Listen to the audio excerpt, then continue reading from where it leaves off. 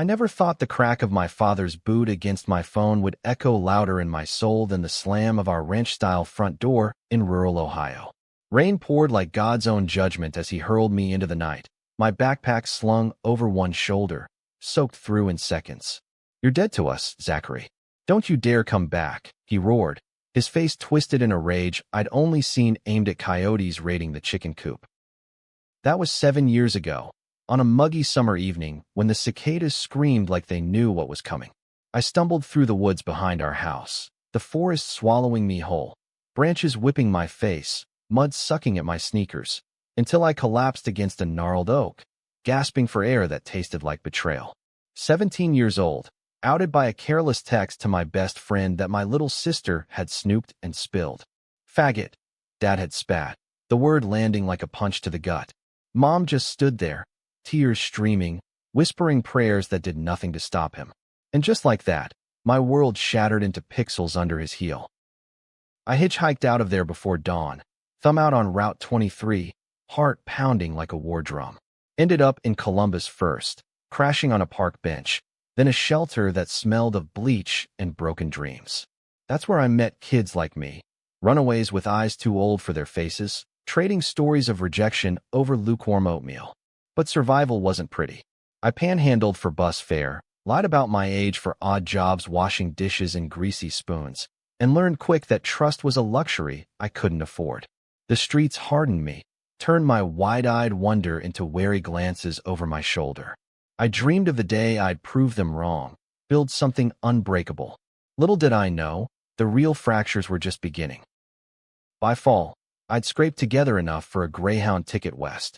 California called like a siren, San Francisco, the Rainbow City, where maybe a boy like me could breathe without apology. The bus ride blurred into a montage of regret. Cornfields giving way to mountains, then desert, my reflection in the window gaunt and ghost-like.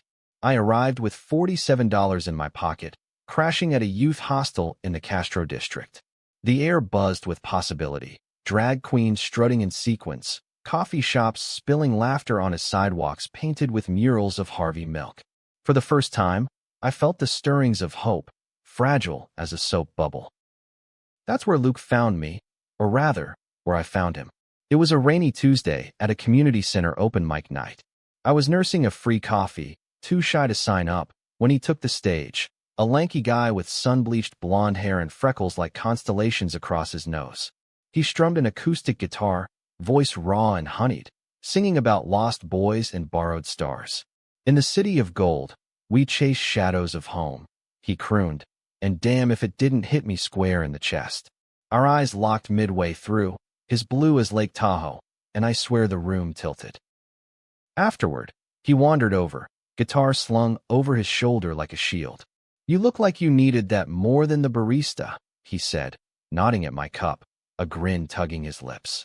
I mumbled something about the lyrics cutting deep, and just like that, we talked till closing, about Ohio winters that froze your bones, his own escape from a Bible Belt Texas family who'd shipped him off to pray the gay away at summer camp. Luke was 19, studying graphic design at community college, bartending nights to pay tuition. He had this easy laugh that thawed the ice in my veins, and by week's end, he'd convinced me to share his tiny studio apartment in the Mission District. Rent split 2 ways, couch for me till I found work. It felt like fate, or maybe just dumb luck. Falling for him was inevitable, like gravity pulling me under. Our first real kiss happened on a foggy pier at Baker Beach, waves crashing below as the Golden Gate loomed like a rusted promise. He tasted like salt and spearmint gum, his hands tentative on my waist, both of us whispering fears into the mist. "I'm scared I'll wake up and you'll be gone," I admitted, and he pulled back just enough to search my eyes. "Then let's make sure I stick around, Zach." From there, it was stolen moments. Picnics in Golden Gate Park with PB&J sandwiches, midnight drives along the Pacific Coast Highway blasting indie folk tapes, his head on my shoulder as we watched sunrises from Twin Peaks. Luke saw the scars I hid, the way I'd flinch at loud voices, how nightmares of that forest night left me drenched in sweat. He didn't push. He just held space, tracing lazy circles on my back until the panic ebbed. But love in the margins isn't all poetry. I landed a gig as a barista at a hipster cafe in Hayes Valley, slinging lattes to tech bros who tipped in crypto tips they thought were clever. Luke designed flyers for queer nonprofits, his sketches alive with color and defiance. We built a rhythm, mornings tangled in sheets that smelled like him, evenings debating politics over takeout Thai, him railing against Prop 8 holdouts, me venting about customers who misgendered the trans barista next to me. Yet under it all simmered my secrets. I hadn't told him about the letters I'd written home, unsent, piling up in a shoebox under the bed. Or how I'd wake gasping, convinced Dad's shadow lurked in every alley. Luke deserved the full story, but vulnerability felt like handing over a loaded gun. The first crack appeared 6 months in, at a pride afterparty in the Castro. We were buzzed on cheap sangria, dancing under string lights strung like stars, when a guy, tall, tattooed, with a southern drawl, sidled up to Luke. "Missed you at the reunion, cuz," he slurred, clapping Luke's shoulder too hard. Turns out, it was his cousin, visiting from Austin, part of the family Luke had glossed over as distant assholes.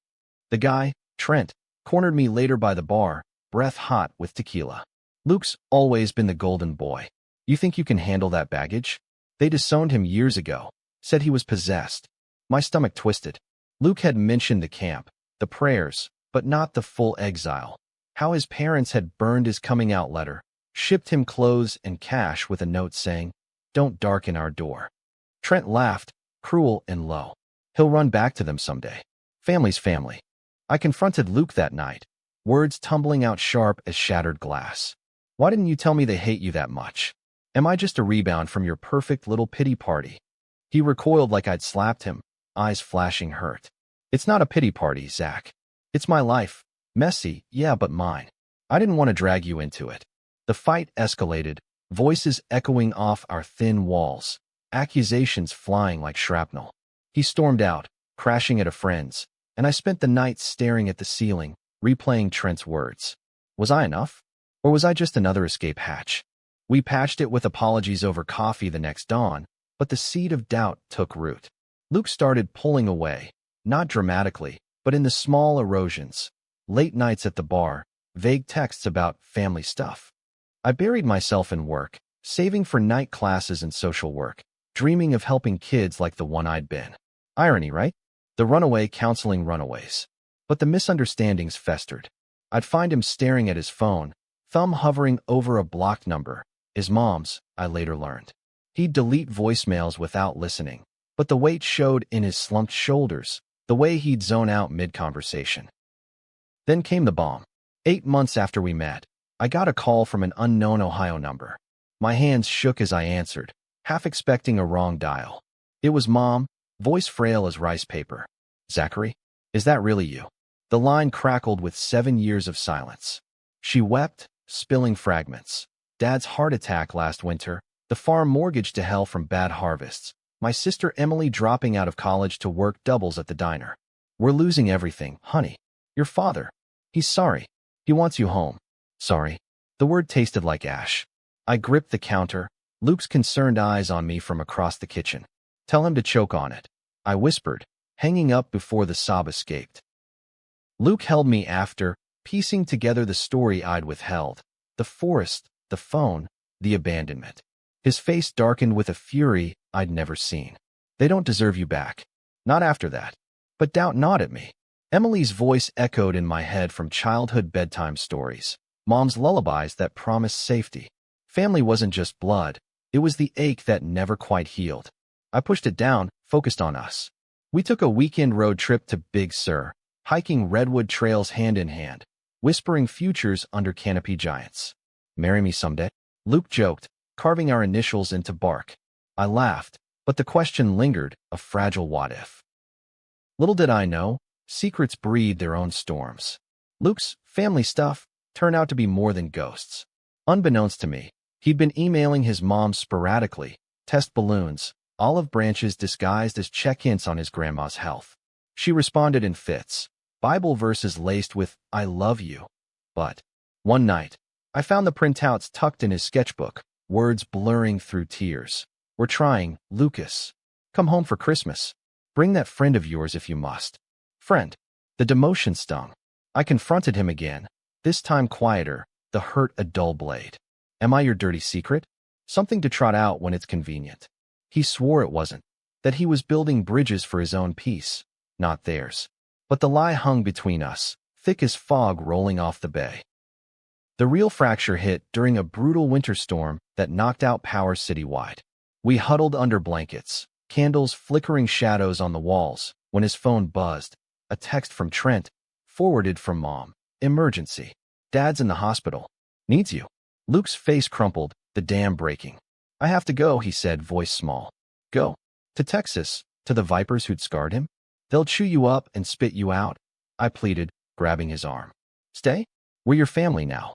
But his eyes were distant, pulled by tides I couldn't fight. Just for a weekend, Zach? To say goodbye if it's bad. The if was a guillotine. He left at dawn, promising calls, but silence swallowed him. Days blurred into a week, my texts unanswered, voicemails stacking like accusations. Panic clawed my chest, visions of him trapped in conversion prayers, or worse, choosing them over me. I paced our apartment, the shoebox of unsent letters mocking from its hiding spot. On day 10, a mutual friend texted, Luke was staying longer, sorting family drama. Drama, as if betrayal had a punchline. Rage boiled over. I drove to the airport on impulse, but flights to Austin were grounded by snow. Instead, I called Emily, my sister, the one loose thread I'd never cut. He's gone back to his poison, I choked out. She listened, then dropped her own bomb. Dad's sorry wasn't abstract. He'd been in therapy, group sessions for parents of queer kids, spurred by a church reckoning post-pulse. He's changed, Zach. We're trying to. Changed. Too late for fairy tales. Luke returned 2 weeks later, gaunt and hollow-eyed, a ghost in our doorway. It was hell, he admitted over weak tea, spilling the horrors. Dad's racist rants at the dinner table, Mom's passive sighs, Trent's drunken jabs about city queers. But worst? An intervention, family and pastor cornering him with pamphlets on redemptive love, implying I'd corrupted him. They said you were the problem, he whispered, tears carving tracks down his freckled cheeks. That if I left you, God would fix me. The words landed like Dad's boot, crunching something vital inside. I recoiled, the room spinning. And you listened? You stayed. He shook his head, frantic. No. I fought. For us, for me. Told them to fuck off. That love isn't a sin. But the damage was done. Trust, that fragile bird, lay bleeding between us. I packed a bag that night, needing air, space to rage without shattering him further. I can't breathe here, I said, voice cracking. Not with their shadows on you. He begged me to stay, but I fled to a buddy's couch in Oakland, the bay a black mirror to my turmoil. The separation stretched into months, a cold war of sporadic texts and avoided calls. I threw myself into classes, volunteering at a LGBTQ+ youth center, channeling pain into purpose, counseling teens with eyes like my 17-year-old self. Luke dated someone new, or so Instagram whispers claimed, a bar regular with a man bun and trust fund smile. Jealousy gnawed, but so did relief. Maybe we were poisoned too. Two wounded souls mistaking codependence for love. Then, the unthinkable. A call from Emily at 3 a.m., 3 years after that first crack. Zach, it's bad. Dad's dying. Cancer, stage 4. The farm's gone. We're losing the house. He wants to see you. Please. Her voice broke, raw with a sister's desperation. I sat bolt upright in my new studio, smaller than ours, but mine, staring at the Golden Gate poster Luke had left behind. Dying. The word echoed the forest rain, but softer now, laced with finality. Against every instinct screaming run, I booked a flight. Not for him, I told myself. For Mom's weary eyes, for Emily's crumpled dreams, for the boy I'd been who still craved closure. Ohio welcomed me with biting wind and corn stubble like accusations. The house sagged under debt, wallpaper peeling like old skin. Mom hugged me fierce, smelling of lavender and regret, whispering, he's not the man he was. Emily hovered, older now, lines etching her laugh. Dad lay in the hospice room down the hall, a husk of the giant who'd crushed my world. Tubes snaked his arms, his once broad chest caving under flannel. His eyes, blue like mine, but faded, widened at the sight of me. "Zachary," he rasped, hand trembling toward mine. I froze, the air thick with unsaid venom. "You came."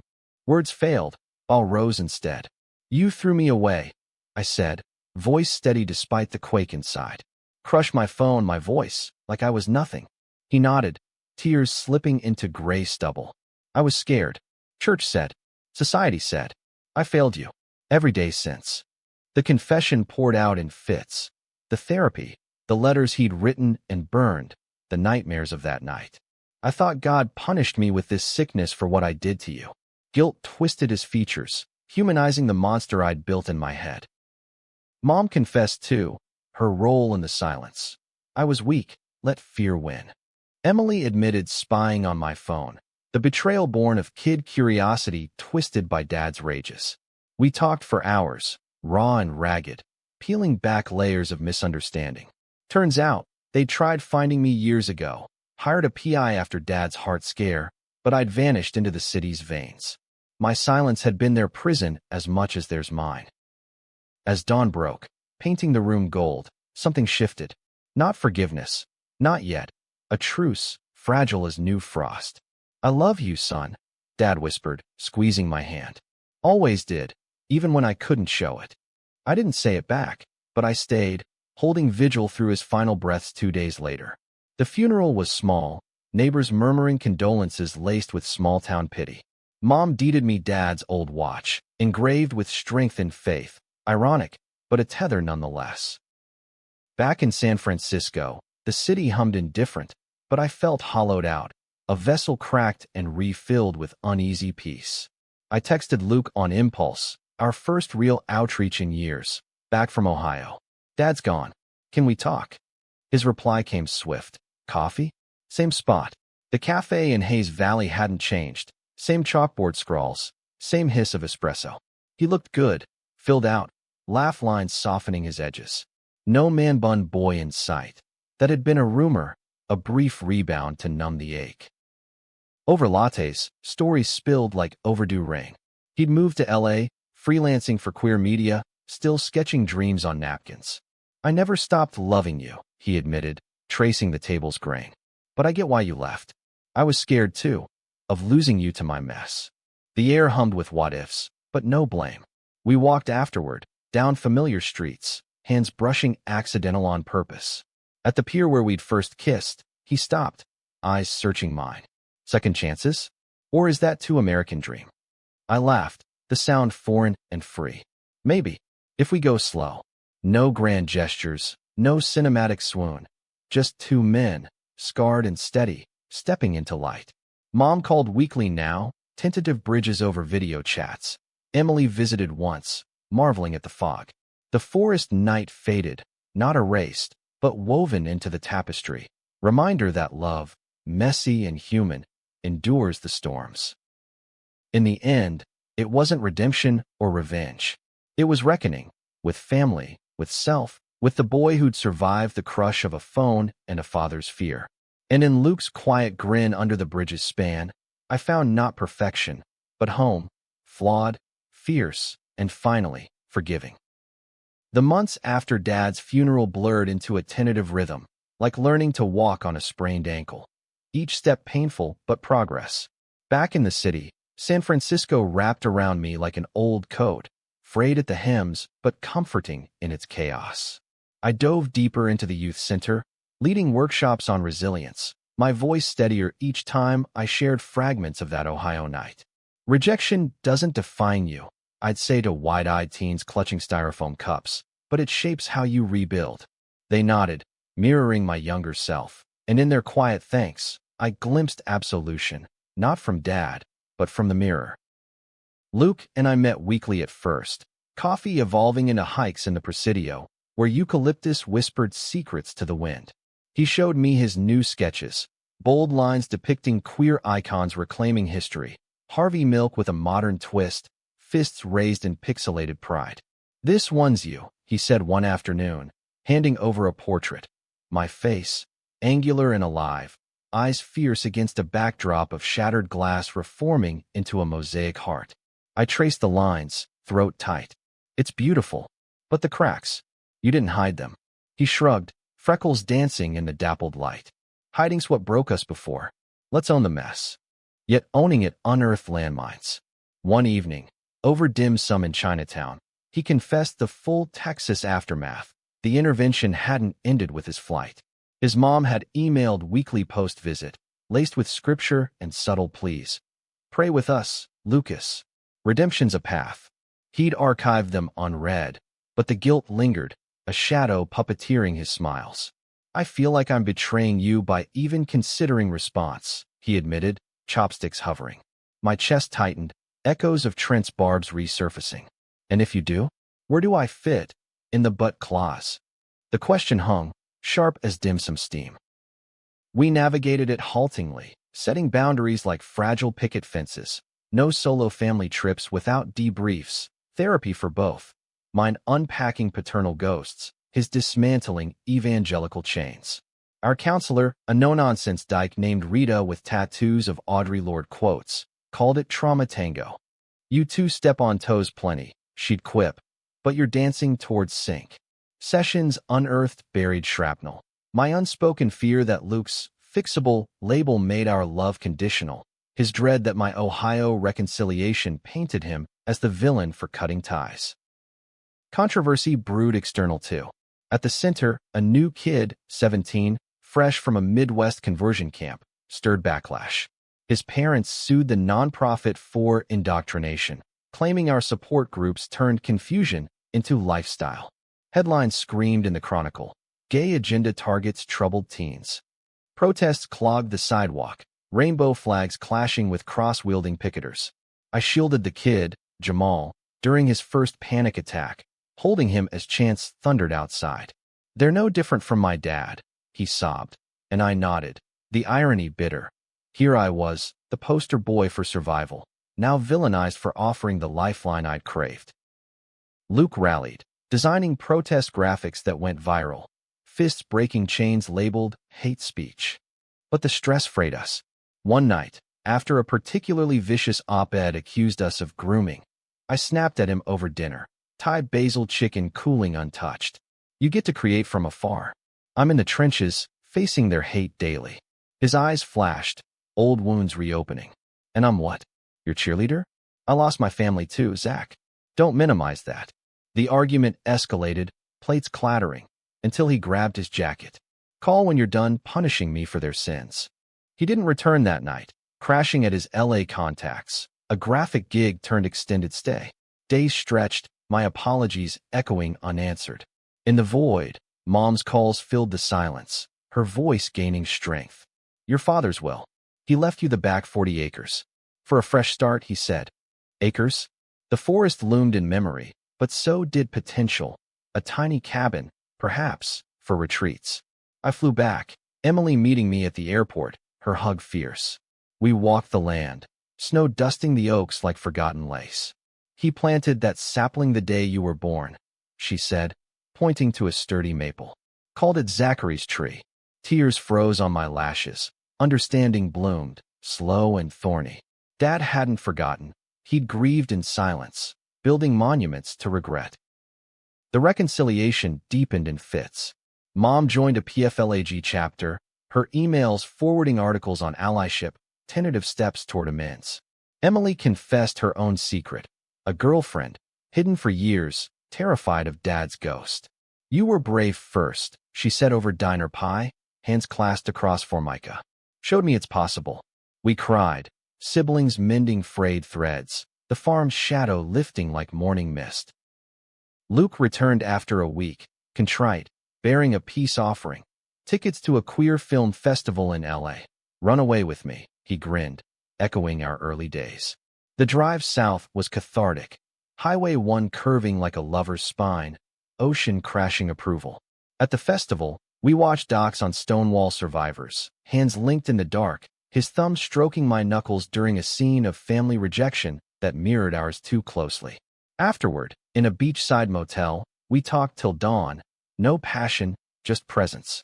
I want this, he murmured, forehead to mine. Us, unbroken.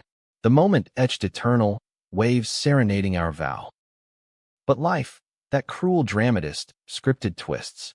Spring brought Jamal's case to court, the media circus peaking. Reporters hounded me. As a survivor of family rejection, do you endorse this recruitment?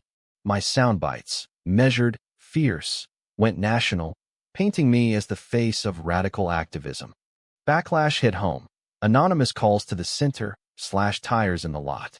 Then, the gut punch, a letter from Luke's mom, forwarded by Trent, arriving like poison gas. Lucas, we've seen the news. Your friend's leading this attack on families like ours. Come home before you lose your soul. Attached, photos of Luke's childhood, manipulated with captions decrying sin's spread. He crumpled it in my kitchen, face ashen. They're using you against me. Twisting everything. Fury ignited. I wanted to scream into the void, demand why love provoked such venom. But Luke withdrew, canceling gigs, sketching less. What if they're right? He whispered one night, voice small. What if I'm dragging you down? The doubt infected us, a slow virus. I pushed harder at work, advocating for Jamal's testimony, but exhaustion carved hollows under my eyes. Misunderstandings multiplied. A late night at the office read as avoidance, his quiet as rejection.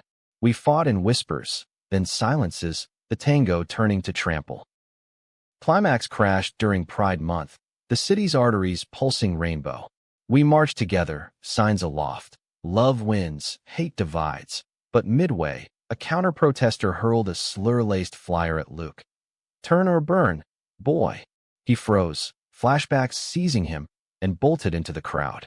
I chased, heart hammering, finding him hyperventilating against a mural wall. It's them, always them, he gasped. In the chaos, my phone buzzed. Mom, frantic. Emily's hurt.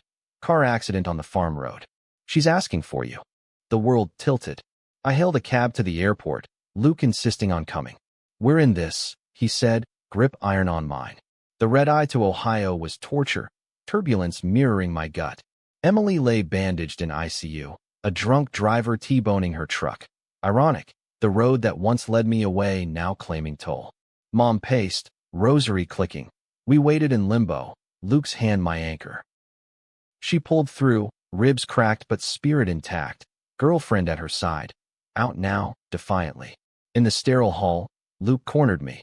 Seeing you here, with them. It hurts, but it heals something in me too. Vulnerability cracked his armor. He admitted emailing his mom one last time, not for reconciliation, but closure. I choose love.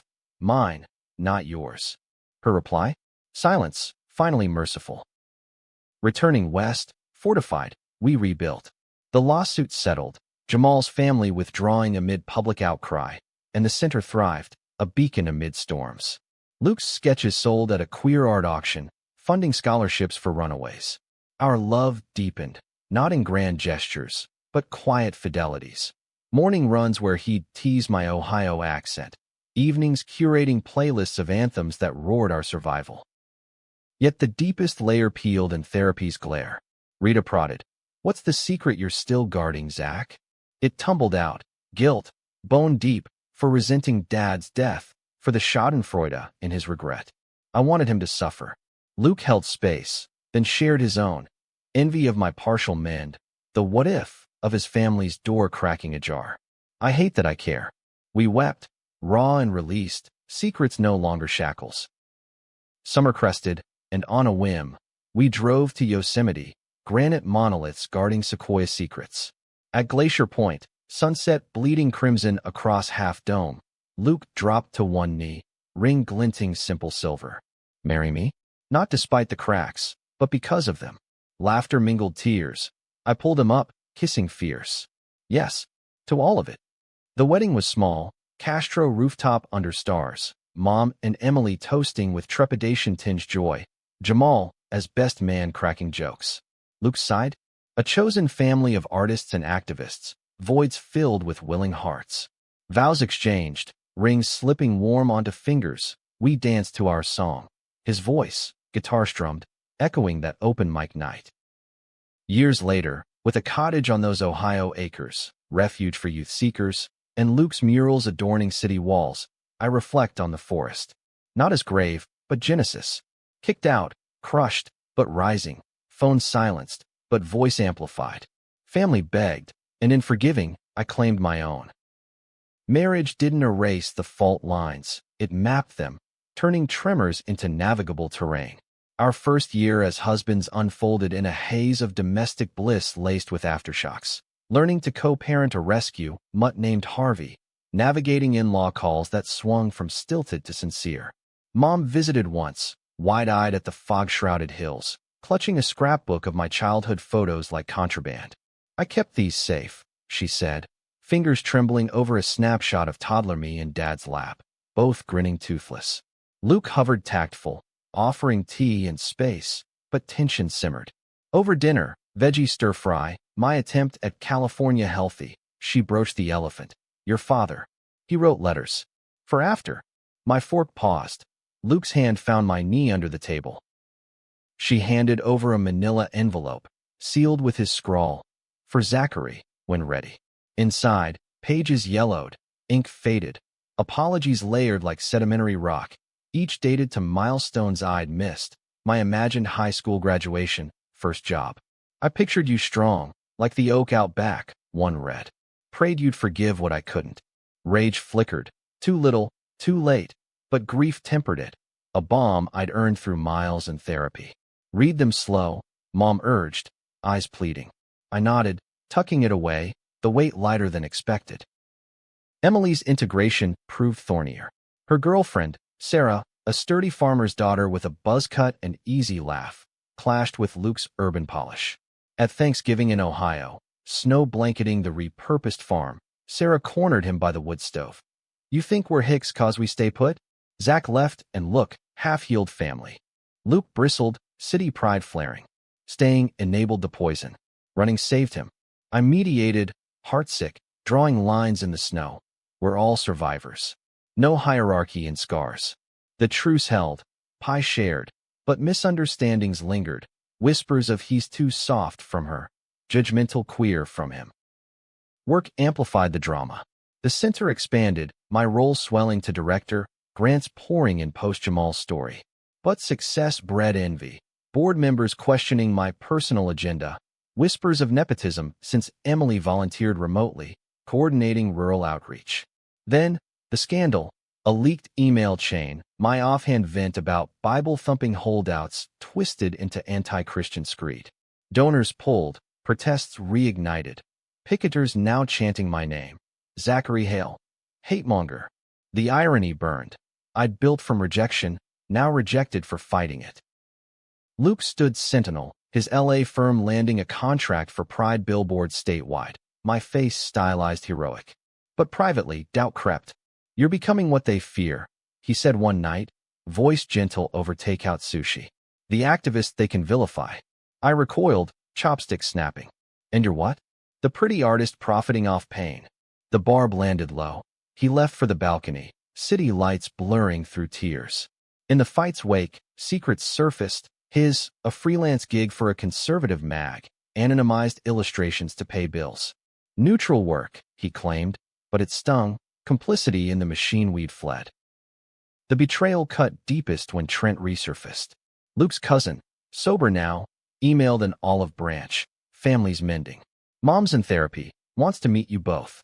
Curiosity warred with caution. We agreed to neutral ground, a coffee shop in Austin, Mom's treat. The drive south crackled tension, Luke white-knuckled on the wheel.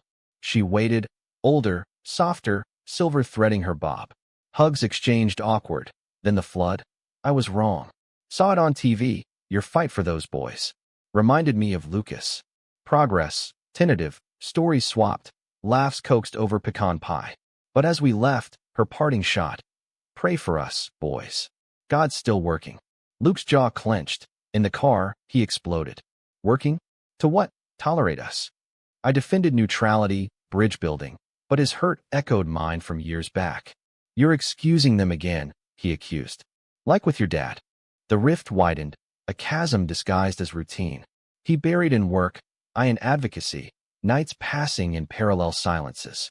Emily called, sensing fracture. "Don't let old ghosts win." Sarah and I almost did, fought over her folks' wedding invite. Chose us instead. Wisdom from the heartland. I swallowed pride. booking Rita for a virtual session. Betrayal's a cycle, she diagnosed. Break it with truth. Over wine that night, truths poured. My fear of losing him to fixable lures. His terror I'd prioritize blood over chosen. I choose you. We vowed, sealing with a kiss salt tinged by tears. Healing accelerated unexpectedly. Jamal, now 20, published a memoir, Unyielding, a survivor's stand, dedicating it to me. For Zachary, who taught me rejection forges, not breaks. The launch in SF drew crowds, Luke emceeing with sketches live projected. Mom flew in, book in hand, signing her support. In the afterglow, she pulled me aside. Proud of you, son. Your father would be. The words landed soft. Envelope letters reread in full, forgiveness blooming unforced. But controversy stalked.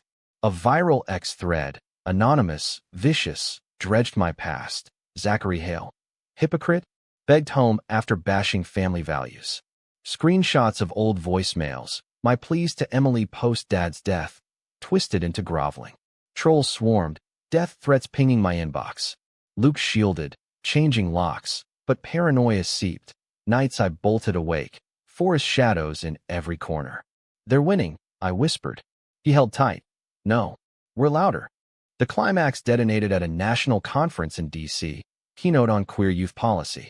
Midway through, a heckler stormed stage. Trent, face flushed, mic snatched. My cousin's husband preaches love, but peddles hate. His reconciliation was a PR stunt. Gasps rippled, security dragged him, but damage bloomed. Cameras flashing, headlines erupting. Family feud rocks LGBTQ summit. Backstage, Luke arrived frantic, piecing Trent's motive. Resentment over mom's, favoritism. Therapy, unearthing grudges. He outed our emails, everything. Rage and humiliation warred. I wanted to flee, echo that 17-year-old bolt. But Luke's eyes anchored. Fight smart. Truth's our weapon. We issued a joint statement. Calm, cutting, detailing the manipulations, calling for empathy over erasure. Support surged, allies amplifying, even mom publicly denouncing Trent's bitter echo of the past. Emily disowned him kin, Sarah's farm solidarity a bomb. In the fallout, depth plumbed. Trent's outburst forced his mom's full reckoning. A tearful call. Forgive my son's poison. I choose you now, Lucas. All of you. No prayers appended. Just love, raw. Luke hung up, transformed, walls crumbling. It's not perfect, he said, but it's enough. We returned west renewed, the chasm bridged. I stepped back from the spotlight, mentoring from shadows. Luke's art turned confessional, series titled Fractured Kin selling out. Anniversaries marked with rituals, reading dad's letters aloud. Burning one symbolizing release. Emily and Sarah wed on the farm, us officiating under Zachary's tree, vows echoing ours. Yet the human core pulsed in quiet. A rainy evening, Luke sketching by lamplight, me curled with a book, Harvey snoring at feet. We made it, he murmurs. I nod, heart full. From crushed phone to begged help, we'd forged not just survival, but sanctity, love's defiant, humanistic him. As the years layered like varnish on old wood, our story settled into a patina of hard-won grace. Scars visible, but stories, not stigmata. The cottage on the back 40 became reality. A modest A-frame, solar-paneled, hosting weekend retreats for queer youth from flyover states. Kids arrived wide-eyed, bussed from shelters, trading tales around campfires crackling with morays and secrets. That forest night, I'd share selectively. It broke me open, but look, roots regrew. Luke illustrated journals for them, covers embossed with phoenix motifs, his touch turning pain to palette. Mom integrated fully, her PFLAG chapter sponsoring buses, her Bible now annotated with progressive footnotes. Redemption's active, she'd say, quoting Leviticus through an affirming lens. Emily and Sarah's farm burgeoned, organic co-op, pride flags fluttering from silos, drawing city escapees like us once were. Trent faded to footnotes. Rehab, then radio silence, his outburst a catalyst for our collective exhale. But depth demanded vigilance.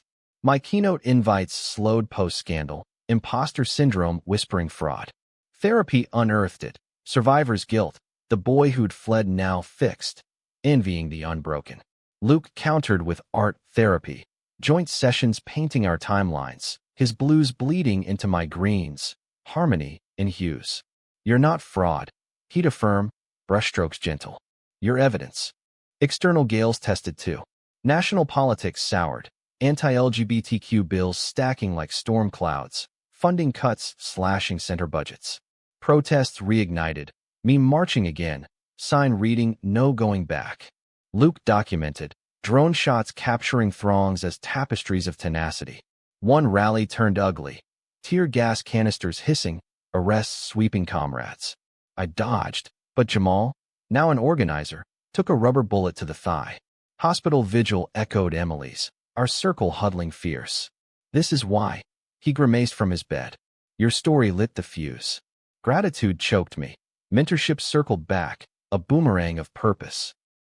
Personal tempests brewed subtler. Luke's career crested, a solo exhibit in NYC, echoes of exile, drawing collectors and critics. Accolades poured, reviews in the Times praising raw humanism. But success bred distance. Gallery dinners stretched nights, his texts curt with exhaustion. Jealousy flickered, irrational, but insistent. Is this the pull his family warned of? A fight erupted post-opening, me accusing neglect, him retorting burnout. You fight the world, I capture it. Both matter. Doors slammed. He flew back solo, me stewing in silence. The misunderstanding peaked in a voicemail left mid-rage. If art's your family, now go. He returned early, face drawn, envelope in hand. Divorce papers? No, adoption inquiry forms. For us, he explained, voice tentative. A kid, to build what we lost. Stunned, I traced the lines, fostering, then adopting, a queer family of our own. Tears blurred ink. The fight reframed, my fear not abandonment, but obsolescence. I want this, I whispered, but scared we'll repeat cycles. He pulled me close, then we'll break them. Intentionally. The process was labyrinthine. Home studies probing our pasts, counselors dissecting forest nights and Texas interventions. Trauma-informed parenting. They termed it, mandating classes on boundaries, triggers. We prepped the nursery in the cottage, painting murals of diverse heroes, Bayard Rustin beside Ruth Bader Ginsburg, Luke's brush magic making. Approval came swift. Our first placement, a 5-year-old boy, Mateo, with saucer eyes and a stutter born of foster hops. 2 dads, he asked, clutching a stuffed T-Rex. Luke knelt. Yeah, buddy. Double the stories. Parenting upended us, sleepless nights decoding cries, preschool battles over why no mommy. We leaned on networks. Emily babysitting via video, mom mailing care packages of Ohio apples. But conflicts arose raw. Mateo's night terrors echoed mine, thrashing from phantom chases. I'd soothe, flashbacks merging our pains. Luke, ever the visual, sketched monster maps for him to color away fears. Deeper, we grappled identity, explaining queerness to a kindergartner amid playground taunts. My dad's kiss caused they love, Mateo parroted defiant. Pride swelled, but so did vigilance. School meetings defending curricula. PDA whispers navigated. Climax crested unexpectedly, a callback to origins. A news segment on reparative family stories featured us. Zachary Hale, from kicked-out kid to advocate dad. Airing national, it unearthed a ghost. Dad's old pastor, now reformed, reaching out. Your father's change inspired mine, he wrote. Congregations hosting a reconciliation summit. Your voice. Temptation ward. Platform vast, but platform perilous. Luke urged caution. Don't let them sanitize your pain. Yet Mateo, overhearing, piped. Tell him, Daddy Zach. Like you tell me. Child wisdom pierced. I keynote, unflinching. Forgiveness isn't absolution. It's claiming power. The event stirred hornets, protests outside, but inside, dialogues ignited. A teen approached post-talk, voice quaking. Your forest story. It's mine. Phone smashed last week. I hugged him, Luke snapping a contact card, network expanding. Back home, buzz lingered.